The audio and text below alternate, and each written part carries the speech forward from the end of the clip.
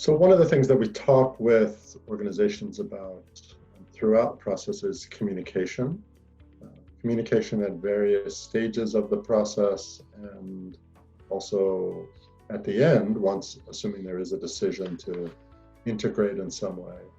So I think one of the big issues with communication when we're talking about collaborations or mergers is sort of confidentiality and letting key stakeholders know, and sort of the timing of when do we tell folks, and then what's the sequence of that. Because often I think when organizations are in these conversations and they get to the point where they're pretty sure they're moving forward, they might not have signed all the documents, but they've got substantial agreement, but they do want to be in touch with their funders, but they also don't want it getting out to the general public, or sometimes they don't, their full staffs don't know about it yet. So it's kind of really being intentional, I think, about thinking about and having a plan for, okay, when we hit this milestone, what's our process and who are we telling, and making sure that everyone has the same talking points, and being very intentional about that because of the sensitivities that are very well warranted among lots of different stakeholders. So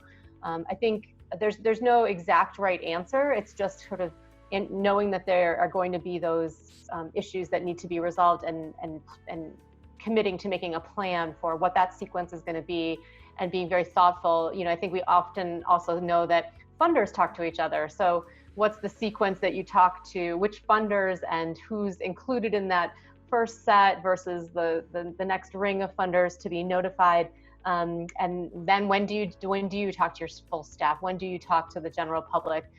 So just thinking that through, and probably updating that plan as you're going along, but being very sensitive to sort of the information that's being released, and being as consistent as you can at every step of the way, that the same audience is getting the same information, so that you don't have folks saying, I heard this, and somebody else saying, I heard something different.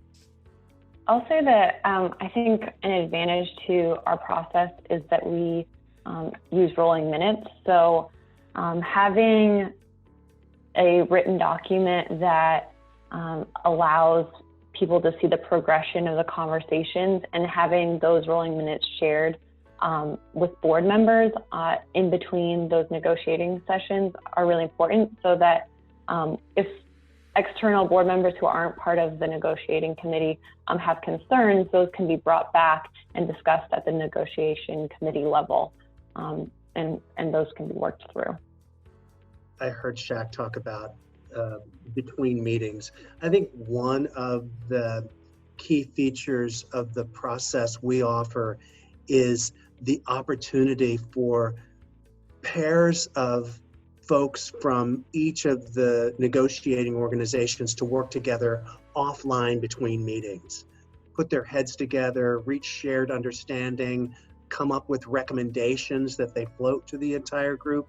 I think that work between the sessions is as important as the work that happens in the sessions. So communicating, talking with each other, developing agreements, proposals offline, and then you have a couple of people from different organizations coming back to the larger group with a recommendation that begins to take on this quality of, this is what we think, rather than us and them. We've already talked about how working on fundraising issues, large and small, can be beneficial, but it can be other things, including a straw model for the program structure, or a straw model for the administrative structure that you want the full group to consider. It can even be a straw model for the board structure going forward. So those are some examples of things that can be modeled or developed offline with a couple of members of the group, and then brought back to the larger negotiating committee. Yeah, I've seen groups go and form sort of subcommittees that are looking at facilities when there needs to be a facilities change, come back with recommendations. I've also seen folks come back, go and work on onboarding and sort of org chart, sort of issues and then come back to the group with recommendations. And, even sort of communication or more advocacy type, agendas and plans, because it's often when it's something that the folks who are really, when it's more the program folks who have to figure out how do you do your work and how do we do our work, and then they have, it's really those folks that have to work through what are our options for how we might move forward. You want to sort of let them go and come up with recommendations rather than sometimes having the leadership who might not be as aware of all the details that are involved in that work, making big decisions about that. You want the folks closest to the work to make some recommendations. A common tension in negotiations is who's going to be the CEO of the merged entity. So one of the ways I've seen organizations really utilize some sort of sub-working group is to figure out what is the process that is most fair to decide who, which of those organizational leaders, or if it's somebody else, if it's a broader search, is going to be the person that's a candidate to lead the merged entity. And so I've seen a range of that, including from a formal interview process or recruiting process to just, hey, we don't know your CEO that great, you don't know ours that great, so let's just have an informal event where we just get to know them, and then feed that into our process of deciding who's the best candidate to lead based on what we're trying to achieve together. The concept of offline work actually can accomplish several things. One is it can bring in additional people into the process, particularly those who may have more direct knowledge and experience about a topic, program people, fundraising people, advocacy staff, who may not be part of the core group. And so you kind of broaden participation and bring in the expertise of others. It can also be a way to be more efficient, right? So that work gets done in between that then helps to drive the joint conversations. And can also be a way to really deepen the trust throughout the two organizations, because you have people, to points made earlier, people who are actually working together on something and developing a product that they then together share to the joint group. I'm wondering, Laura, I know you've done some thinking in particular about how organizations communicate the decision that they have decided to integrate, what the process, lessons about the process for that, things for organizations to consider in the post-agreement announcement. I think, the thinking around communicating the announcement of your merger is really important, and being really intentional about that.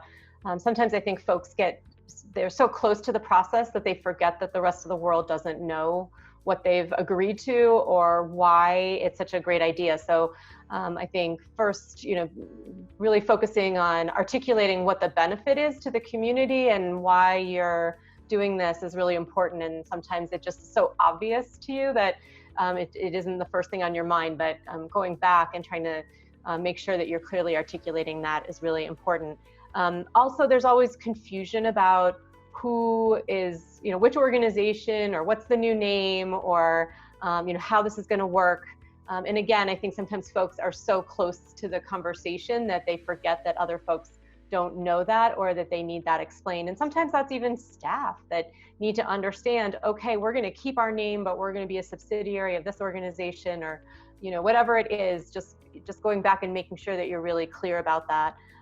Also, along the same lines, understanding what the journey has been, because I think folks will want, both internally and externally, want to know how you came to this decision, what you considered, what your priorities were.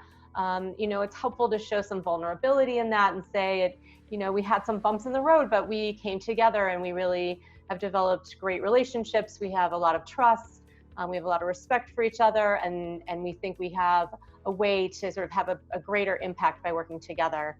I think that plan around, sometimes there's a lot of work that goes in before there's a public announcement. So making sure that your communications to your key stakeholders, you don't want to probably have your key funders hear about it in the public domain first. You probably want them to get a personal phone call. And so just thinking about who you're telling when, so that by the time you get to a public announcement, it's appropriate for that audience, and that there's no one who feels left out, and that they should have been aware of that sooner. And then I think folks often really just focus on communicating the merger or the new collaboration, and don't think about what can we ask of our supporters at this time. So, really thinking through, maybe there's a new shared initiative that's going to be right out of the gate, right away after you come together. And so is there a way to kind of ask for a financial contribution, or for volunteers, or for whatever kind of support you need, and to really, while you've got everyone's attention, really leverage that opportunity. And then I think having a spokesperson, because oftentimes when you get to that point, there are a lot of questions, and you want somebody to be answering those questions in a consistent way, and delegating one person to be the point person for those questions is really helpful. So naming a spokesman. And something to consider is that, when I've worked with organizations that have been larger, bringing outside help to communicate the process could be essential to them. Just like with anything else, just like going through this process where you probably would benefit from a third party, sometimes you might benefit from a third party just to communicate this, because there's a lot going on. And if you're a large organization or even a smaller organization who does not have the time to really put to this, you might want to consider bringing in outside help, public relations firms, marketing firms, to help you communicate and get to leverage, actually, to use this as a point of leverage, to get more attention to not just the merger, but your mission and your ability to raise funds. Yeah, I can't underscore that enough. There are a lot of misconceptions that in the nonprofit space, mergers are all about cutting something, or because organizations are failing. And I've seen a lot of organizations that are almost afraid to go and tell their funders of what they're thinking about, because they're afraid they're going to lose funding, especially if they have a shared funder. But using the communications, and in particular the announcement of a decision to come together, as a way to not just tell the story of the history of the organizations that are coming together, but start to paint this picture of what more impact that you can have on the community or on the field, can be a great way of building that excitement, and getting people who may not have given in the past, or maybe gave at a certain level in the past, to actually support even more heavily financially or in other ways, to support that larger, grander vision of the organizations.